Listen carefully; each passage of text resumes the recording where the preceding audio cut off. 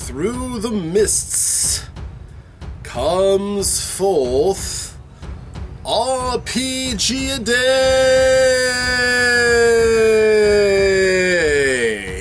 In the year 2021, RPGaDay comes back for its 8th year. A time in August when every day we tackle another question or topic by answering in a way that uplifts the gaming community and answers questions people might have about this crazy hobby of ours that serves to build the community and bring it up, that many of us make blogs about, video blogs, art, or great works. In celebration of the community of gamers, I welcome you to RPGaDay 2021.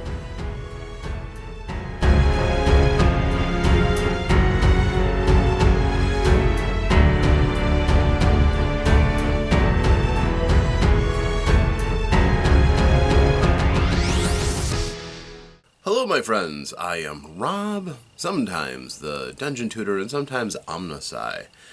And today I'm here for RPGaDay. Today is day 8 for RPGaDay. And the topic for today is stream. Now, I know this kind of lends itself in modern times. A lot of people are going to talk about streaming games and how there are so many of them, or maybe some experiences they've had. I have never streamed a game before. So, limited usefulness to you there. Likewise, I don't watch other people stream games because it's a personal thing. If I'm going to watch a game, I'd like to be a part of it or be able to do something, instead of just kind of grinding my teeth about, no, you should have done this, or no, you should have done that.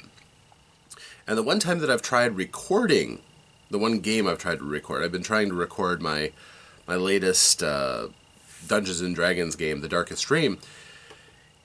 It's tough to compare yourself to the standard of other streamed games, because quite honestly, people in their natural setting aren't naturally very, very entertaining. Oh no, we have a lot of fun, but there's an awful lot of, just flat areas where people know they're being recorded and kind of tense up. Or maybe it's just not that dynamic, and actually it's not all that watchable. So, looking back on the streamed ones I've done, it's been like, it's okay. The most dynamic person at the table is usually going to be the game master, because they're on all the time. Either relating to somebody else or demonstrating their mastery of the rules or something like that. But I chose to record my players, and I don't know, the whole thing just kind of, I don't think it shows them in the best light. But that's not what I'm talking about today. So, today I am talking about stream as in the consciousness stream. And quite honestly, it's my belief that people generally tend to leave about 20 to 80% of their conscious thought on the cutting room floor of their brain's editor. Some people, when they say they have no filter, really are just excusing bad behavior or, whatever their upbringing was or whatever, that just they aren't used to controlling themselves, or they start from a very low place to, so if you can't stop, for instance, cursing all the time, and you're like, oh, I got no filter, lol, it's like, well, maybe you've always talked like that, and that's what you're used to, so when you're comfortable, you slip into that habit. Okay. But what I'm talking about is creative consciousness. And some people have talked about stream of consciousness before. I may have had a video about that before too. But what stream of consciousness involves, and it's a good exercise for anybody, is just to unplug your editor for a bit. Find a task, focus on it, and then just let your mind go with it. And you can later on go back and edit that material if you can understand and unravel it.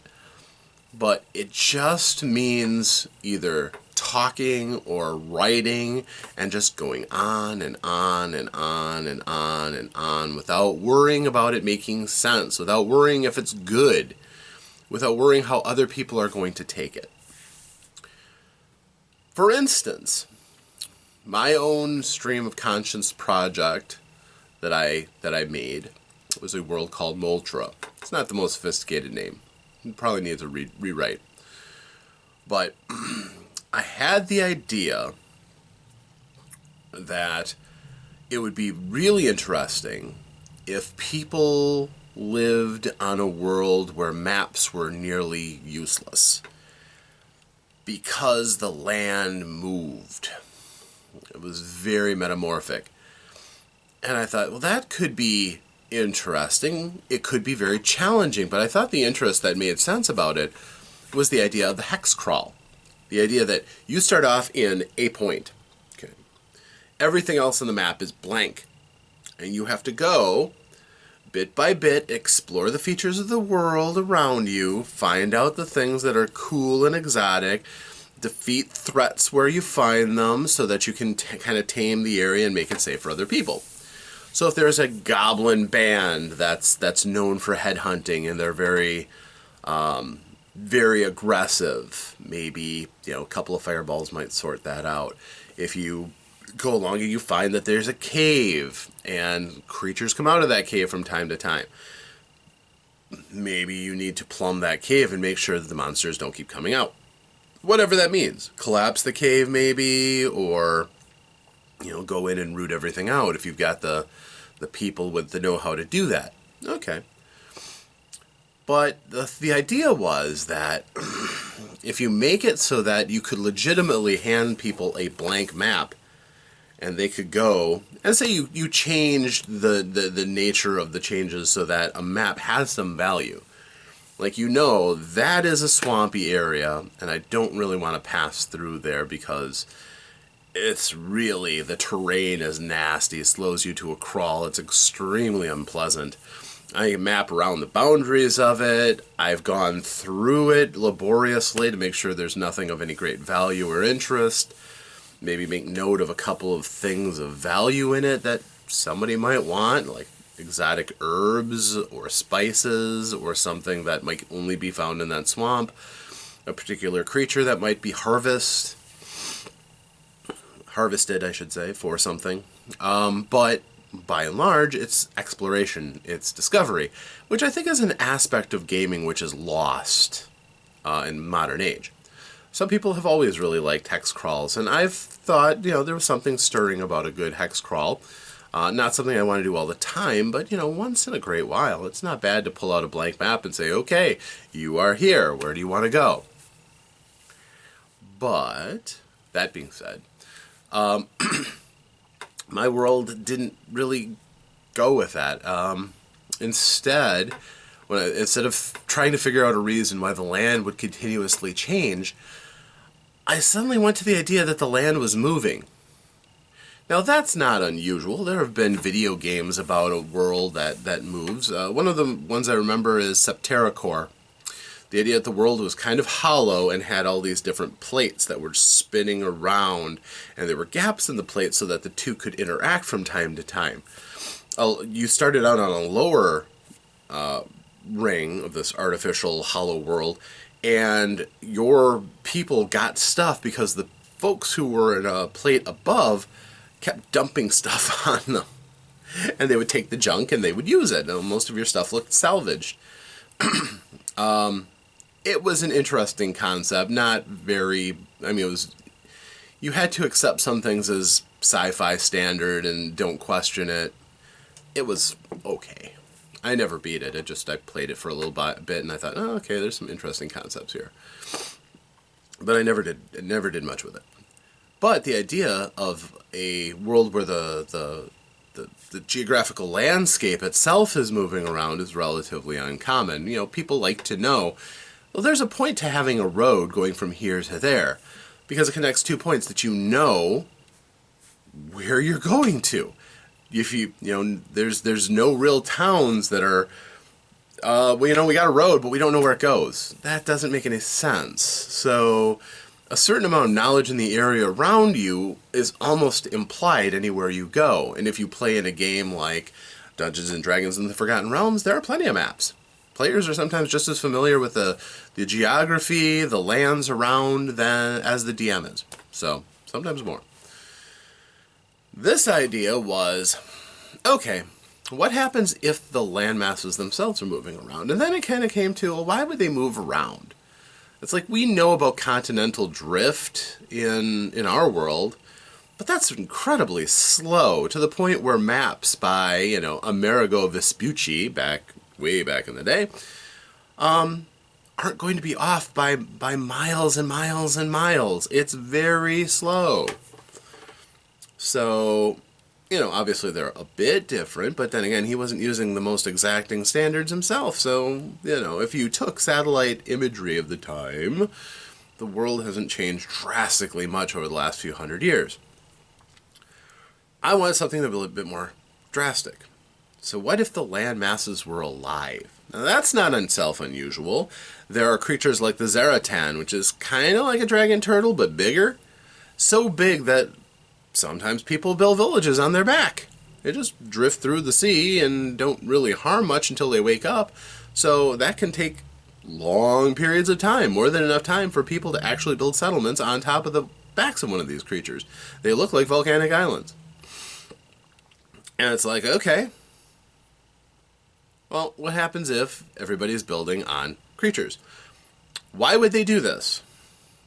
Maybe it's because it's the only land masses they have are the backs of these huge creatures. Okay, why? And asking yourself why is a great way to keep your stream of consciousness going. And it went with, well, it's because the ground itself is lava. The floor is lava, but in a game, a campaign world. So everywhere that the players aren't, it's lava. Okay. That would explain why people don't leave these land masses, because it's literally lava. Well, how don't the people die? Because the magic of their land protects them. It gives them water that they need so that you're not completely disconnected from reality. I mean, humans still need to drink, they need to eat, they need stuff to live. And in a big volcanic world, you need something. But as, if you've seen, Star Wars episode 3, Mustafar, it's pretty feasible that people could do okay on volcanic worlds as long as they got supplies and things that made it make sense. And there might be some benefits, actually, to these volcanic themed worlds. Like being able to take ore and things out of them. That's easier to do while they're molten. Okay, that makes sense. But we're not interested in that. We're interested in why. Oh, okay, the creatures that people are living on actually provide for the life that's on them. That's kind of interesting. Okay, so how do they do that? Well, natural secretions. Sweat, in other words. So these creatures, I'm not going to say excrete because that kind of has a scatological context to it, but these creatures, they of necessity, to keep the life that's sprung off their backs alive, they give of themselves which doesn't cost them very much because they're massive, they're incredibly powerful. It gives them what they need to live. It wills life to grow on their back that sustains these people, plants and the like, prey species. And it's not necessarily at the speed of evolution. It has to be a bit faster than that to make a lot of sense. So we're talking magic here. We're talking magic on a big scale. Scale, aha. Well, thinking about scales, what kind of creatures might be swimming around in a world full of lava, just kind of floating around or swimming through it? Dragons. Sure, dragons. We know, we're conditioned that there are some dragons who use fire and therefore are fairly immune to fire. So what if these are huge dragons just swimming in the lava? Just floating. Why would they do that? Well, because they're absorbing they're alive because the magical energy of this world that's so powerful and vital, but it's turned all the land into lava. It's this huge force. It's not a star necessarily, but it's just raw geothermic energy in its own way that these dragons live off of. So they just literally absorb energy living out their lives, and they create life that to live on their backs. Why would they do that? Because they've learned to kind of diffuse their consciousness through that, and rather than just live out lives where they're just swimming through the lava, most of the time they're not thinking as a dragon does, but they're diffusing their consciousness and being with the people that they've spawned. Now that adds kind of a nice little personal effect. It also lends a certain amount of credence to the idea that a particular dragon's populace is going to have been very influenced by the worm. We've stopped calling them dragons. They don't have wings. They're just huge lizard-like creatures. So we're calling them worms, W-Y-R-M-S, of course. And their personalities can actually be felt through their people. How can we apply this? Because we were using Dungeons and Dragons as a backdrop for this. And like, okay, well, so how can we apply this to the D&D world? Do we create new? No. One of the dragons dreamed up humanity. So humans exist on this world. Maybe it's because these dragons aren't from this world. Maybe they've encountered humans in another world that they came from, and then they just remembered humanity and thought, they seem pretty vital and pretty cool, so we're going to have humans on us, and the humans will grow, and they will do great things, and it'll be interesting, because humans are dynamic, and this will be fine. So they create humanity on them. But not all of them would, right? Maybe different dragons have different ideas. So maybe this dragon that's really into magic and dreams and what could be, maybe they spawn elves. Maybe all of the foliage that grows upon their scales is, very ethereal and very much of the Fae. So you've got different worms with almost themes and cultures that grow up that are touched by these dragons that could be very interesting. And the dragons sustain the life that's on them. These great worms sustaining all the life that fits. Well, again, we've come up with the idea that all these dragons are going to have different temperaments and such. So one of the conflict points, because you have to have conflict in a world, it only makes sense. You can create wars, you can do things, but okay, well, there's going to be some aggressive worms. Ones that deliberately seek out the other worms to attack them. It actually wakes up to fight. Or it has its population do the fighting. They go out in great ships made out of scale from the dragons. The dragons have scales that are so thick. So the people have learned alchemy, to soften the scales so that they can harvest sections of scale, which again the dragons regrow, they don't care. They can have it. It's the hardest material they have access to, and they can then craft out of them. So you'll have houses that are built out of shaped scales. You have magics that are specialized to shaping and working with scale and joining it, so that this is a renewable resource that people can use. And the dragons know they do it, and the dragons don't care because, well, number one, they're their population. Number two, that the dragon's scales are immensely thick, and it's incredibly rare when the populace gets to the point of actually drilling down where it's going to start hitting something tender. Okay, so you've got an entire worm, which I've decided can be as big as a small continent. Australia, for instance. But now think about the shape of it is going to be oblong, depending on how low the dragon rests. If it rests with its arms in the lava, it doesn't spread out in dead man's position. But some of them may just kind of float with just their backs above, in which case they'll seem smaller. Some of the largest ones may completely fan out. Their head is floating on top. So somebody might be on the head of a dragon and not know it because the head is so vast they can't take the entire thing at once, but they can see the end of the world as being lava. So there's always going to be that glow of lava that they can see. If they're on a high enough promontory, they might be able to see. Now, of course, vision might be a problem because lava, there's a lot of ash and volcanic gases and things which might diffuse things. So it's not constantly going to be glowing with lava light all around. But there is almost always going to be some sort of glow if you're by the coast. So that's something you're going to have to deal with.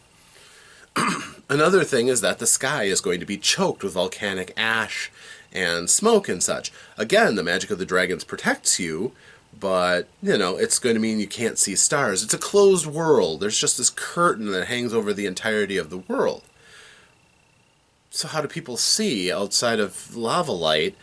Okay, well, maybe there's this ethereal web of magic that floats over everything, the life net, and that they believe that if people die, they go back up to form, to join in with the life net. When babies are born, their essence is pulled out of this great consciousness, that web that surrounds everything, and provides a glow that illuminates the land around them. You know, I don't know if that came from anything, that was inspired from anything. I can't think of anything that it is. I mean, you know, the Aurora Borealis, I'm sure certain superstitious cultures have looked at that and go, I wonder if that is the great heaven where spirits go to, and this is a sign the spirits are closer, something like that. I don't know. But I just kept coming up with this stuff and didn't turn my brain to edit and say, okay, this doesn't work, I just kept going on and on and on and on and on. So, a couple of things in the end after I was done, and I don't think I'm completely done. I've got more to do in this world, and I've never really shown my written process out to anybody or anything like that. But this is a little insight on Moltra. I did have some ideas that I'm like, okay, well, what happens if the dragons do decide they want to fight? Do they have a breath weapon? Common among dragon type, but what would a continent-sized dragon's breath be like? One that has been absorbing magic continuously and sustaining itself with this magic. What would that possibly be like? And I've thought, you know what? We could just say that, like wings, they don't have that anymore. They don't need it. If you get to the end of a campaign and your characters are incredibly powerful, and you actually start thinking about maybe killing one of these dragons, like you're tired of minotaurs and you want to get rid of the worm that spawns minotaurs, could you? Yeah, I suppose you probably could. I never even thought about statting out these things, and I'm still not really thinking about it. But if these worms just exist as a plot element, that it's just a function of the land itself, and while you do have to worry about it, what happens if somebody puts your worm at risk? Oh, everything you ever knew, everything you grew up with is gone if your worm dies. If it dies, it sinks down into the lava and everything is gone. That's pretty heavy stuff. As a matter of fact, there might be orphaned populaces out there, a few of them, who saved enough buoyant structures that survive their worm's destruction, but they're going to be pretty desperate.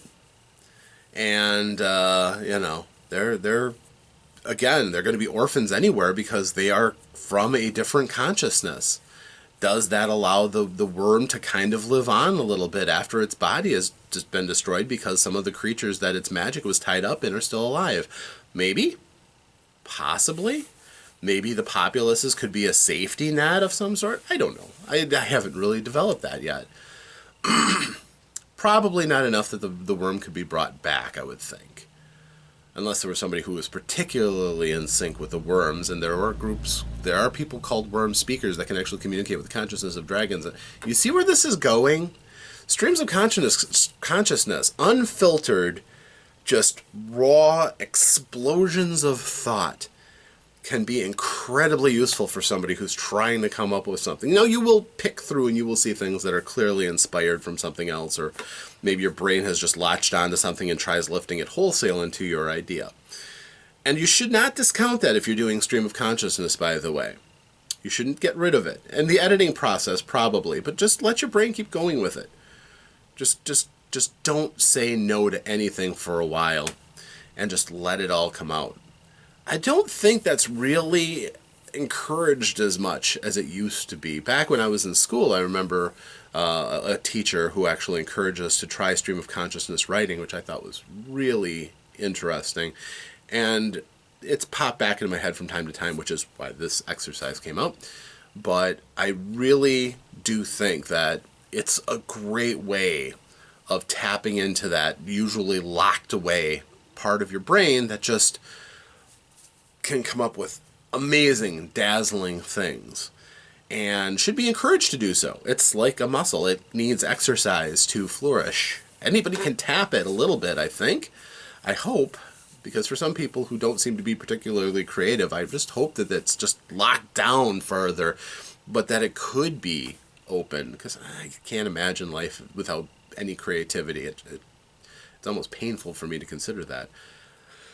But even if you're not, the next Leonardo da Vinci, dreaming up new realities and inventing new physics to fit your world or things like that, maybe there's some little things that you can come up with. Brand new character concepts that on your first forefront of your mind you might not have thought of, but maybe lurking in the recesses, there are voices waiting to come out. Maybe you have the next great idea for a fantastic new world that we're all just waiting for. Whatever it is, I encourage you, indulge that a little bit. Let it out, take a look at it. It might even scare you, honestly. Some of the things that lurk in the dark recesses of our mind can be scary, and if they're let out, you might go, wow, did that come from me? But, again, you can edit later. It's just a healthy thing to break out your consciousness, I think, and bring out your creative side. So, I encourage that. Anyhow, I'm Rob, or Omnisci, or the Dungeon Tutor, whatever day it is, whatever hat I seem to be wearing. And thank you for joining me. Hopefully this inspires you to let your own consciousness go and your creative side flow. So until the next time, though, if you have any ideas or if this resonates with you, feel free to leave in the comments below, subscribe, do all the usual stuff if you want to. Certainly appreciate having more folks around here. But otherwise, thanks for joining me. I do appreciate it. And until that next time, and yep, there's another one coming tomorrow, thanks and farewell.